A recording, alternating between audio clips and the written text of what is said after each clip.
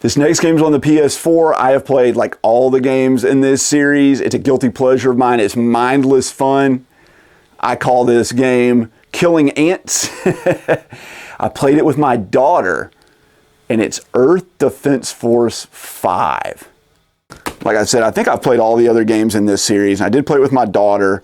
She's on, you're watching us play it split screen. You can play it local co-op. I believe she's on the right, and I'm on the left here. I hope so. She's 8, guys. She's about to turn 9, so this is like her first shooting game she ever played, and I'll commend her. She did a good job, but you know, her only other first-person game she's ever played is like Minecraft. So she was a real trooper, and this game was long. It's like 110 stages, and she stuck through the whole thing with me. Even we were failing stages all the time. I'd say I lost my patience with her a little bit because, like, there were literal times where I was getting just swarmed by enemies, and she was like looking at flowers and stuff on the ground, or like driving around in a car, just exploring, you know, that Minecraft syndrome. But these games are all the same. They're like it's kind of like a B-rated or B-grade horror movie from the 50s. Aliens invaded, and you have to save the Earth. And there's a lot of humor in these games, and part of the kitschiness of it is that, like, the people over the intercoms and the higher-ups in the military have no, like, concept of what an alien is or, like, what a bug is. And the aliens in this game are, like, bugs and frogs and things like that. And they're like, we've never seen anything like this. And it's like a bee flying around. But, yeah, you basically just, like, run around shooting aliens, and they put a ton of bugs on the screen at once. I mean, we're talking, like, hundreds of ants and things. And as you shoot them, they drop like these red containers, which give you 1 point of health on your next mission. You slowly upgrade your health over time and unlock new weapons that range from, like, you know, shotguns to thermonuclear weapon like grenade launchers. It's pretty cool. You know, the game looks bad. I mean, it's supposed to look low budget, and it is. And, you know, the ants are cool and all, but it's very budget friendly, and you can tell that. But, you know, it and its super cheesy music, which can get kind of good at times, it all adds to just the overall charm of the game. And it really is like mindless fun.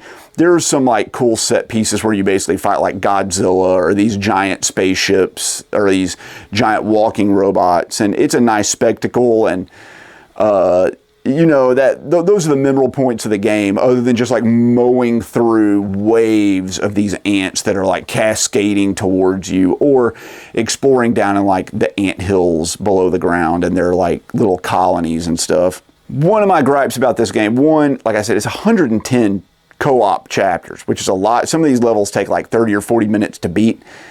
Some of them you can beat in like 2 minutes. It's just the way the game goes. And a lot of times you have to like grind to unlock better weapons and more health, and the game really wants you to beat like all 110 levels on like easy, normal, hard, ultra hard, and like extreme to unlock everything. It's insane. The other problem is that you can't really like unlock any achievements in co-op other than the ones for like reviving your partner. So even though my daughter and I put like, I don't know, 50 hours or something into this game, we like basically unlocks no achievements, which is really upsetting. She really liked that, and I was sad to see she wasn't getting any.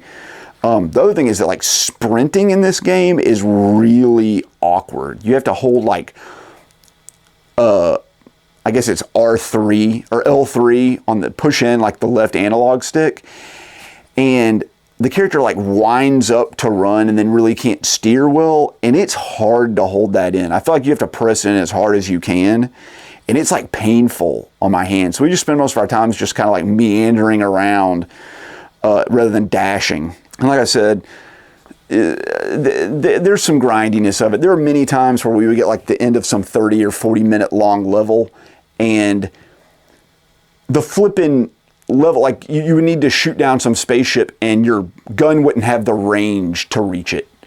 And you're like, oh, so I was supposed to pick some different weapon from what I normally use that has more range. But there's like no way to know that till you get to this point.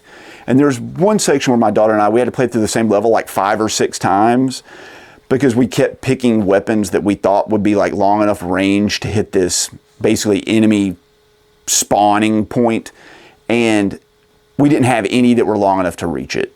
So we finally just had to like unlock a rangeless like rocket launcher that could shoot any range. And so playing it over and over and over again, she was getting frustrated, I was getting frustrated, but there's like no way to know because that thing doesn't show up till the last section of the level. You know, you're blowing through all these aliens, and then something falls down from the sky that you have to destroy, and there's no way to know it's going to come beforehand. Still, this game series is a lot of fun. I highly recommend it. None of the games are quote unquote good, but they are fun. They are mindless fun, and I do enjoy them. There are several classes, although we basically stuck with the same class the whole time because there's some that can like fly, and there's some heavy armored classes and stuff you can play. But my daughter, I gave her the easiest one to use, like the basic soldier. And then she wanted me to like play the same kind with her. So that's what we ended up with. So Earth Defense Force 5, beat it with my 8-year-old daughter. How was it? I asked her after we were done what she thought it was on a scale of 1 to 10. And she said it was a 7, that it was good, but not great. I agree with her. I say it's also a 7. It's mindless fun, but it's a little too long. There's too many levels. They could have cut those down a little bit, and the repetitive grindiness nature of it is like just a bit too much. So I do recommend this, but I only recommend it if you just want like mindless fun with your friends or something like that. It's that sort of game.